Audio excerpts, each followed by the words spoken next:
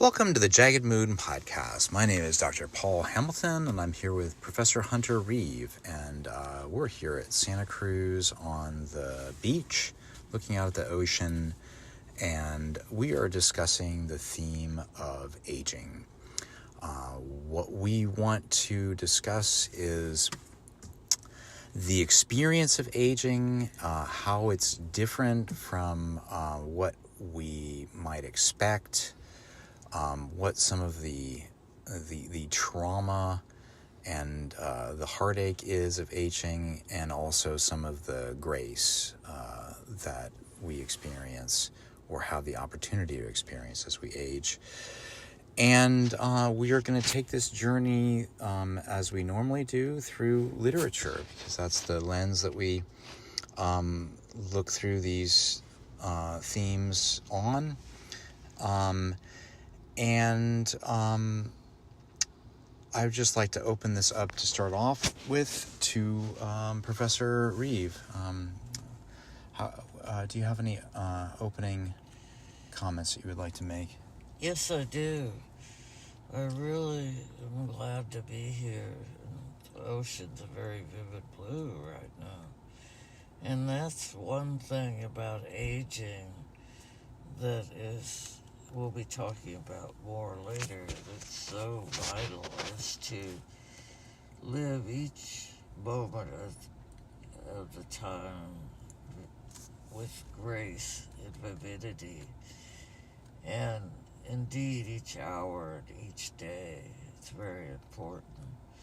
And I think that's true of any age, but as I get older, it's very true. And we'll be talking about some of the downfalls that we imagine or actually have of aging, and some of the, as Paul said, some of the grace and redemption of aging. Yeah, thank you very much. Yeah. I mean, I think that, I guess one of the things that I've been trying to get at is that, of course, all of us experience our life chronologically. It's, we know how much time has passed because we've experienced it. We know how many years have passed because we count them as they go by, and sometimes they go slowly, sometimes they go fast. But I still think inwardly aging catches us by surprise. And I think that there's this poem by Harold Whitter Binner that I would like to read, that I think really, it's a very deceptively simple poem, but it's like it captures this idea of aging as like a summons from somewhere else, almost. And I think that is really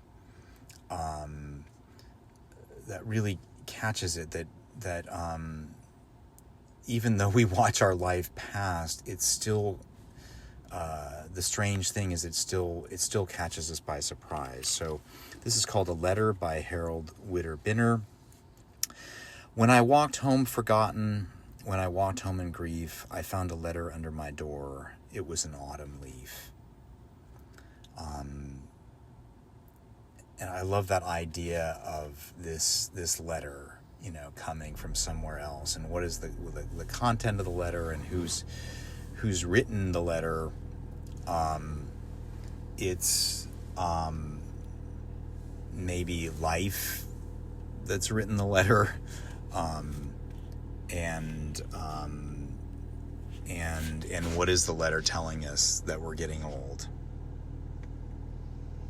Yeah, Whitter Binner's poem is very true to life, and I think that it also calls nature aboard, that Whitter Binner can feel sad and kind of alienated because he may be older. And I think that the letter under his door is a type of contentment or grace that comes upon him from nature itself. That's a good point. I mean, I think that you think of the autumn leaf as signifying death, but it could also be a kind of grace. That's an excellent point. Yeah. So speaking of grace and summons, I think we have a poem by you, Hunter. Yes, and this poem is called When Owls Call My Name, and it was created because at night in my house, in my neighborhood, I hear owls, and it's very soothing and yet haunting also, so I'll read the poem. I feel delicate bones when owls call my name. At night as my passion grows stronger, I hear them, for you are gone, never to return. Yet they are here, reminding me, you will always be with me. The petal doesn't fall far from the flower. Oh, that's gorgeous. Thank you. Really gorgeous. And I speak of delicate bones because I feel vulnerable when I hear the owl. And at this time, I also felt older. But as the poem goes on, I feel a hope and memory of the loved one. Yes. Yeah, I mean, that image, the flower doesn't fall far from the petal doesn't fall far from the flower is it's gorgeous. Absolutely beautiful. Do you have any more ideas about that poem? Yeah, well, I mean, I think that it's that balance between, like I said, I mean, I think of that idea of summons, like the autumn leaf, the owl call summonsing, and that disparity between, that sense of shock and surprise at this kind of dark summons, and yet there's an image of lyrical beauty there as well. Yes. The owl's cries are also haunting and lovely to hear at night. They're very soothing. Yes. Yeah. And I mean, I think that along with that, we could also discuss in connection with that. I mean, I think that it's, to me, at the heart of this is that this quote from Oscar Wilde, where he says that the tragedy of old age is not that we are old; it is that we are young. And I think that in a certain way, there's a truth to that. There's a way in which that's not true, because certainly, as we get older, we carry our age in a positive sense. We absorb experience in a positive sense, and that is distilled into wisdom. But I think that there is this other sense in which consciousness is sort of like water. It's sort of ageless, and there's another sense in which the passage of time is somehow always like perpetually a surprise, and in which, and I think that's something that I think would be very difficult to explain to somebody. But did you have any other thoughts about that, or?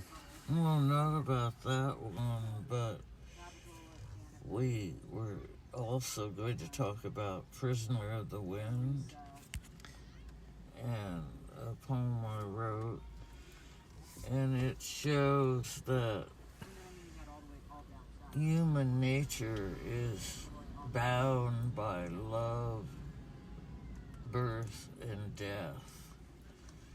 And I say love because that's something that we can find even though we're trapped in life cycles. So I'll read the poem and then ask you, Paul, if you want to come Okay, on. sure. Prisoner of the wind. The kite is a prisoner of the wind. It flies to places all unknown. Shaped like a bird, it dives and looms. Everything I do, the wind consumes.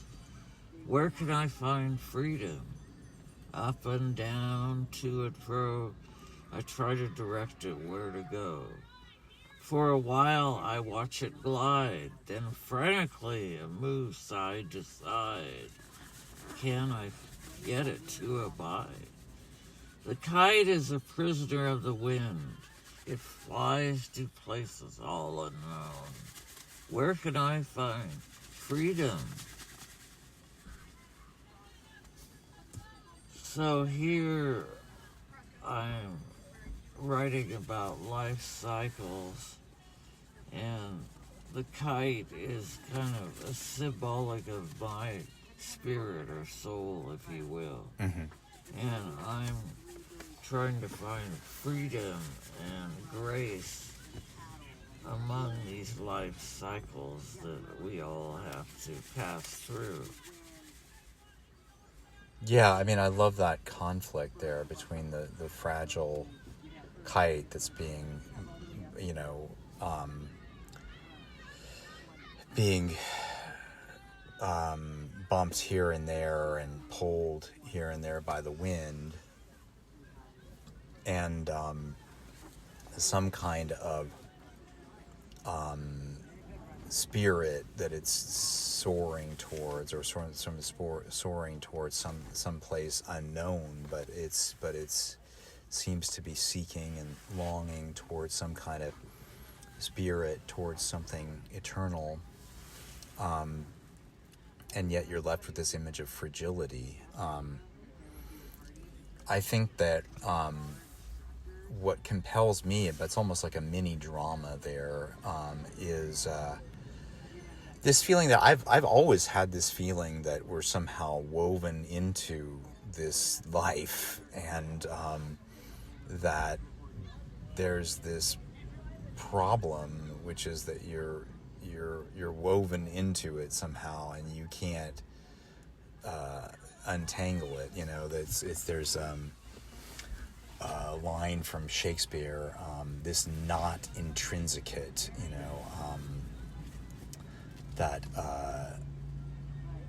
that we're somehow woven into this thing, and you can't get out except using a method that nobody wants to use. There's no exit, so to speak. That's a great line that you talked about, and it reminiscent of Robinson Jeffers' line from Thurso's Landing, when a character says, "I'll not live my life as a knot between two nothings. Wear a pair of round zeros for pearls." So Rick, in this Thurso's Landing, is trying to say that he wants to find hope and magnanimous grace.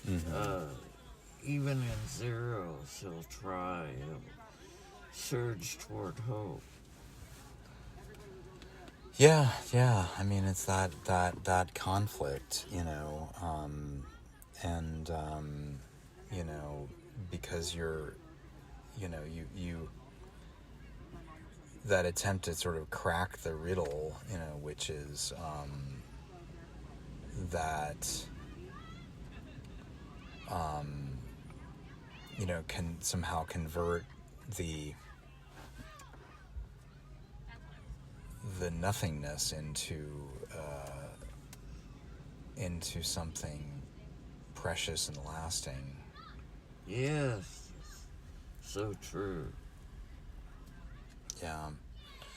So I mean, I think that this there's also another poem that I think captures this sense of, since we're talking about the threat of nothingness and the void, I think Auden's poem As I Walked Out One Evening is quite good to capture this sense of time as devouring somehow, devouring meaning. And I think with the Jeffers poem, you get at this somehow converting time into grace. Auden's poem is pretty dark. All the clocks in the city began to whir and chime. Do you want to finish that? But let not time deceive you. You cannot conquer time. Exactly. And, he's got that very strong iambic beat, as if you're locked in, right? Right. The glacier knocks in the cupboard, the desert sighs in the bed, and the cracks in the teacup opens a lane to the land of the dead. It was late in the evenings, the lovers, they were gone. The clocks had ceased their chiming, and the deep river ran on. So we have this image of this devouring time, but somehow the deep river is a nod to something deep, abiding, and eternal that we may also have a connection to.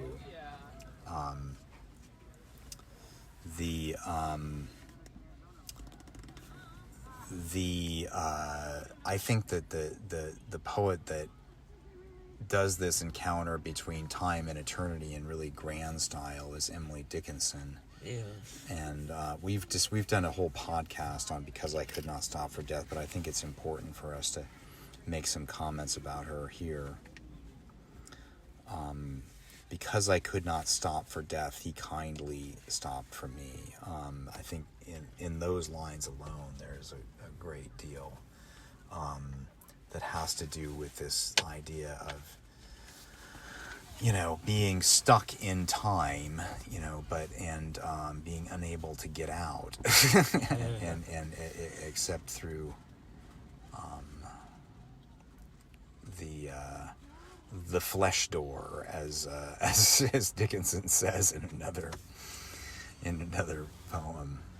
Yeah, I think that Dickinson employs her meaning so well when she says, because I could not stop for death, he kindly stopped for me, that even though he's known as a kind of a gentle suitor, he's very tricky and ironic, because he can come when she or we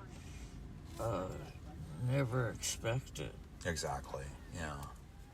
When you never expect, he kindly stopped for me because I could not stop for death. And we can't stop. We're locked in this thing that's running forward.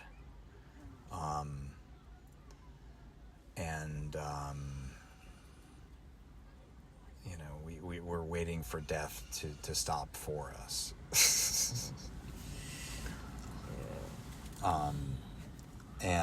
Of course, there's just this grand exit from time that we've discussed in another podcast. But we passed the field of gazing grains. We passed the setting sun, or rather, he passed us. They pass it by, but then the sun is passing them by, because time is going on and she's leaving time. Exactly, but the difference between Dickinson and other poets in this is that she is also going into eternity. That's magical and mysterious. That's right, the horses' heads are towards eternity. Right, and it's a journey, another journey. That's right. The horses' heads were towards eternity. And, we paused before a house that seemed a swelling of the ground. The roof was scarcely visible, the cornice in the ground. Since then 'tis centuries, and yet feels shorter than the day I first surmised the horses' heads were towards eternity. Incredible. Absolutely incredible. Breathtaking, really. Amazing. But there is, we have this existential aspect of aging, which has to do with this feeling of the clock time, and also this feeling of eternity sort of wafting ever nearer, and yet there's also a power dynamic, a very real power dynamic that I think is captured in Shakespeare's play King Lear. I've captured many places, but I think that this is one of the greatest, most classical depictions of this power dynamic, whereby an aging King Lear falls into the power of his evil daughters, and they eventually, they become monsters. And I think that this crystallizes a great fear that people have about aging that I think is a legitimate fear, which is the fear of getting sick or becoming incapacitated, and then you're delivered into the tender hands of whoever happens to be there. It could be a nurse, or it could be a loved one who turns out to be not so loving, under duress, and maybe you're a big pain in the ass too, but you don't perceive that, right? Because you're perceiving yourself to be helpless, right? Right. And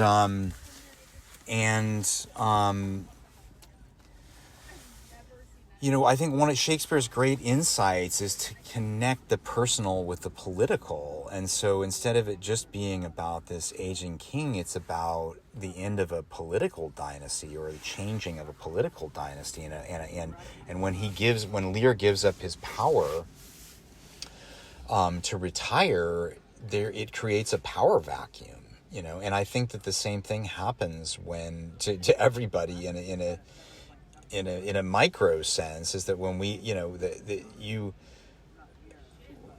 you achieve a kind of self-responsible adulthood, and when you have a health problem or you become debilitated and you give that up, people don't realize the consequences of that. Yeah. That suddenly it's not just somebody else, that you're delivered into the loving hands of somebody else. That person, may not want the same things that you want, or may be tired of you, or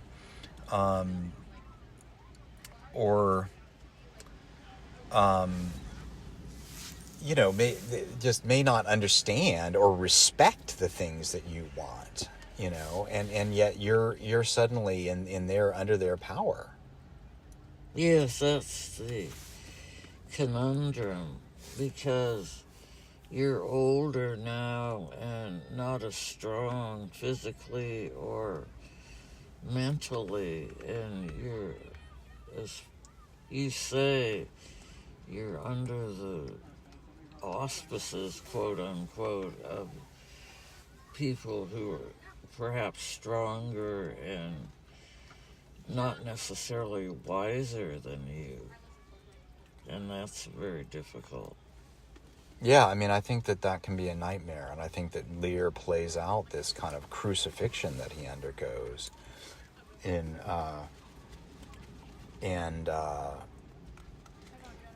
all of the emotions of abandonment and of the sense of betrayal. There's that great quote from Lear where he says something to the effect of, it's as if this mouth would tear this hand for feeding it, Yeah. And that sense of the person that's closest to me is the person that is intolerable to me, because I I've realized that they're a kind of a cancer in my body instead of a loving, benevolent presence, which is of course what he fantasizes is going to be the case with Cordelia. Yeah.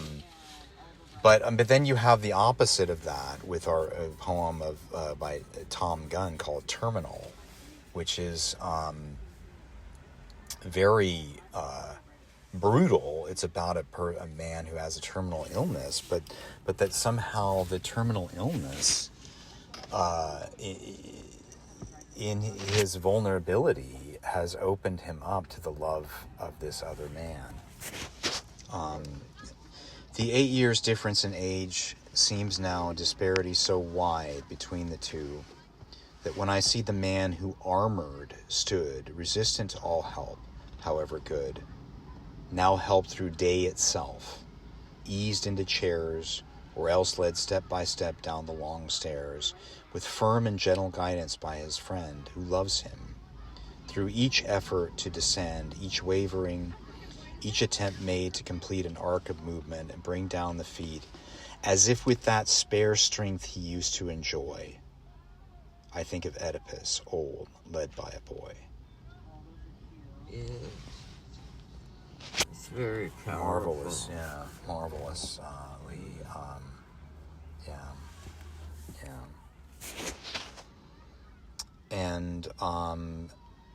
And so I think that you have that, and I think that helps us transition to our theme of grace, because I think that there is a grace and there is some kind of a balance between vulnerability, which is the only way that you can receive grace, right, is by being vulnerable, and finding a kind of a new strength and a new center, and becoming a new source of blessing. I mean, remember there was that poem by Yeats where he says something like, it's my 50th birthday, and I've come to realize that, now at last, I'm paraphrasing here, I can bless and be blessed. And he describes this moment of grace that he has, where, he's somehow been able to put down the pettiness and the animosity and I think that's kind of the perch of the potential perch, and I think that the reward, what Marion Woodman, the Jungian psychologist, calls the crown of life,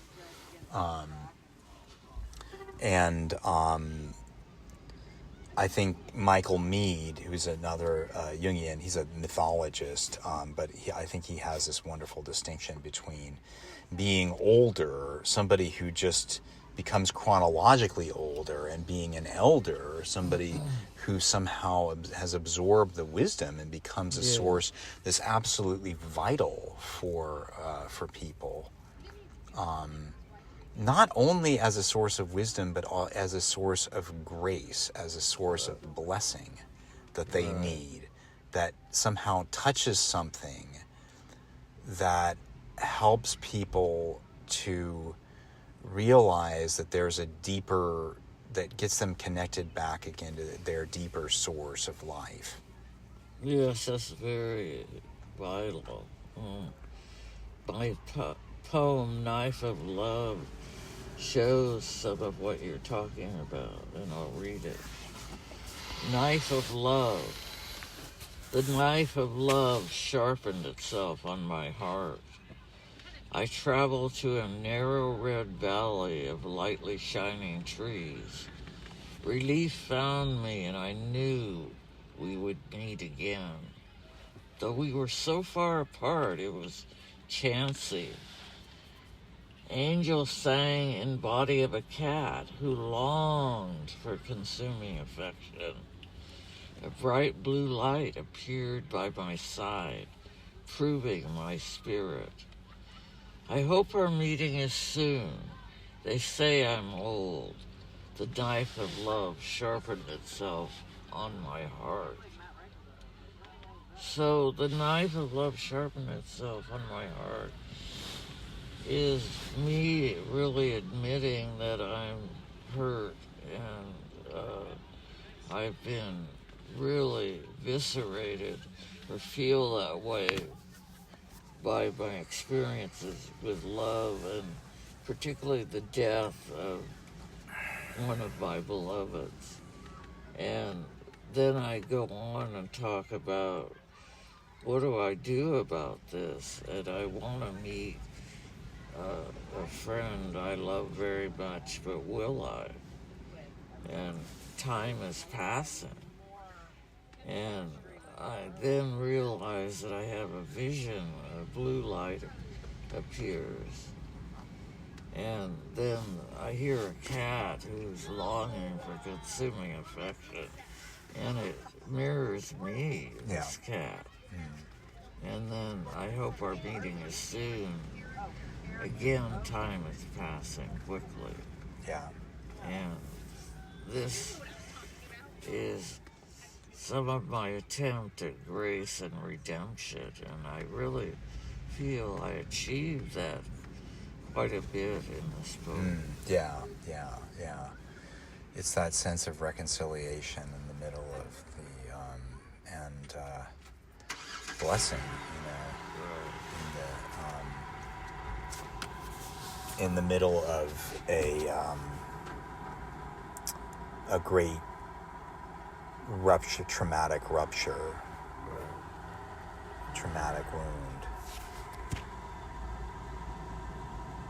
Right. And, the sense that maybe there is some vision, some revelation around the corner that, even if we can't fully absorb it, gives us at least that sense of touching the source of life. Right.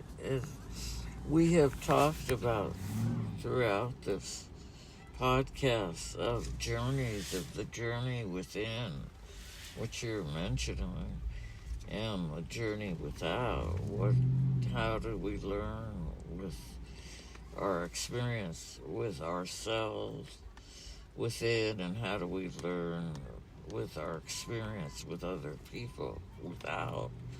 And I learn through my time on earth of people being similar, even if they lived in a totally different culture. I lived in Africa as a young woman, and I saw that even though there was a very different language and different experiences, that there was a spiritual connection between people that Jung talks about when he talks about collective unconscious, the collective unconscious. Yeah, well, I think that's what I mean when I'm talking about elder, this concept of an elder too. I think we've all, it's this idea of, you can see this with families or with, at parties and stuff, where people seem to just buzz around an older person. And why? Because it's like they're giving something, which is an intimation of some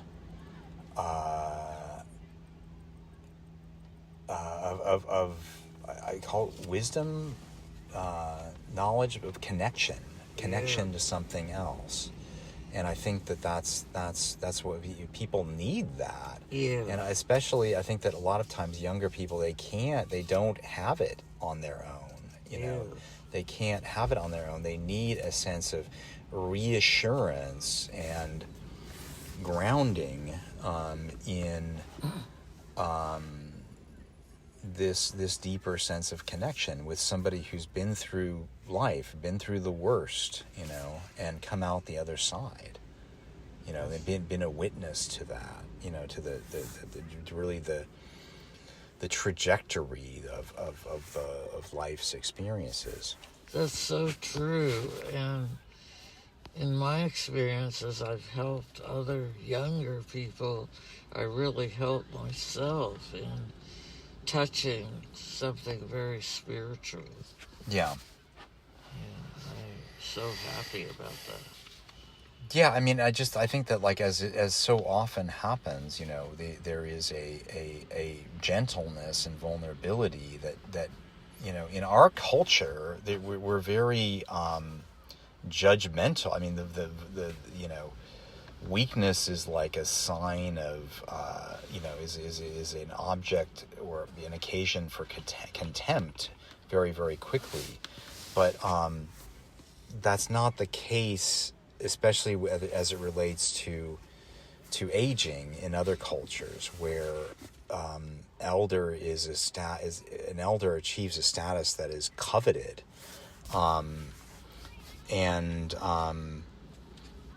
yeah. I mean, I had forgotten about, there was a poem that I wanted to mention from John Milton.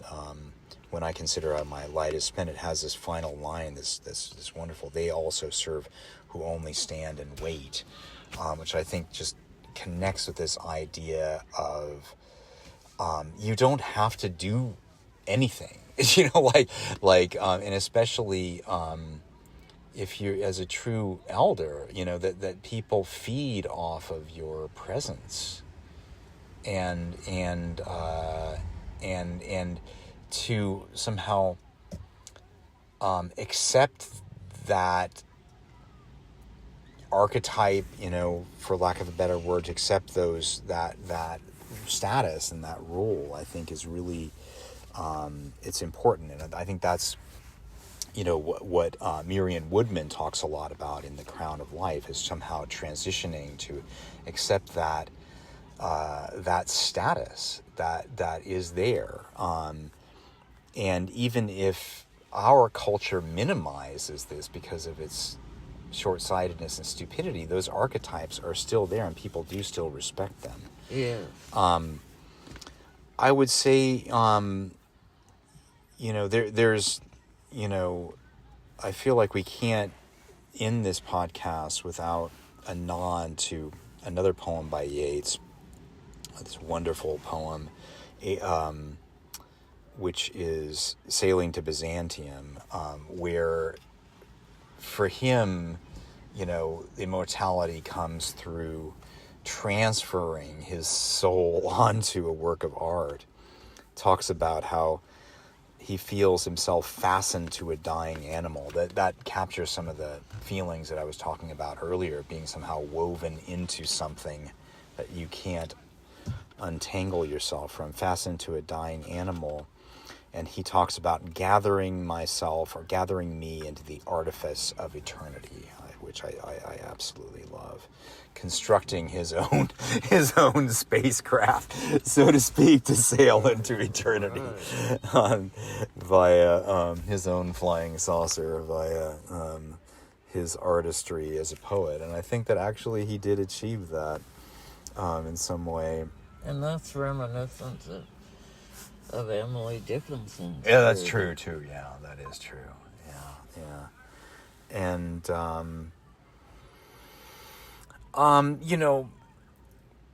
I think though that so we talked about grace in aging, and the achievement of aging, the status of aging, embracing aging as a kind of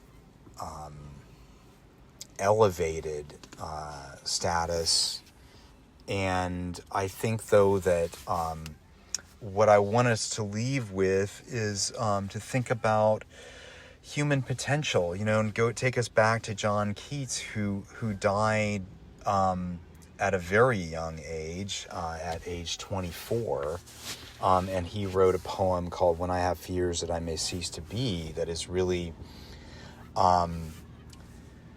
a poem of a person in their early 20s, of a very young person who's looking out of their life and looking at all the potential and fearing that they won't have the chance to express it all. And I think that although he's writing this from the point of view of a young person, it has a wonderful way of suggesting, the fact that our whatever our life turns out, however much life we have, like it never, there's somehow a sense in which it never fulfills that sense of absolute abundant excess of potential that we have. And I think that that's also the, it's the beauty of life, that we have this infinite potential, and it's also the tragedy, which is that we could have 1,000 lives and never feel as if we never fulfilled it. So here's Keats's poem. When I have fears that I may cease to be, when I have fears that I may cease to be, before my pen has gleaned my teeming brain, before high-piled books in charactery hold like rich garners the full ripened grain, when I behold upon the night's starred face huge cloudy symbols of a high romance, and think that I may never live to trace their shadows with the magic hand of chance. And when I feel, fair creature of an hour, that I shall never look upon thee more, never have relish in the fairy power of unreflecting love, then on the shore of the wide world I stand alone and think, till love and fame to nothingness do sink. Well, that's extremely vivid and powerful. And I think the thing that you were discussing, the potential, is really very significant. And I think it almost always deals with spirituality. And each individual is different, but I think you hear this from people who die for a brief time, their heart stops. Mm-hmm. That they undergo an incredible spiritual experience. And I think that's very important. And they come back and they think of all that they have to do, probably. Yeah. Yeah. But they're very imbued with that great spiritual experience, and say it'll always be with them. Yeah. And I mean, I think that, we can come back to the start, which is that Wilde quote, the tragedy of old age is not that we're old, it's that we're young. It's that there is something eternally young in our spirit, and that people may not be reflected on the outside. And so it is perfectly possible to, on the one hand, be an old soul in the sense that you have accumulated wisdom, and you may also feel as if somehow you have access to many lifetimes of wisdom, and at the same time feel as if there's an eternal kind of innocence about your experience. Right. That as if it's all just begun. Yeah. And that there's so much more, and there must be so much more. Yes. But we hang on to the glimmerings that we get and really hope and find perhaps more. Yeah. I think that's a beautiful way to conclude. And so with this topic, if you have any comments, please leave them in the comments, or you can send us a message via Hunter Reeve Poetry on Facebook. And it's been great to spend this hour with you, and comment. Let's continue this conversation. Any last thoughts, Hunter? No, I just want to commend people for what I've learned about some of your searches and wonderful experiences, and I hope you continue to have them. Yeah, me too. And I think that this is a great venue and a great place to connect and to discuss the things that are important to people and important to us. And so let's continue, and we will see you all soon. Take care.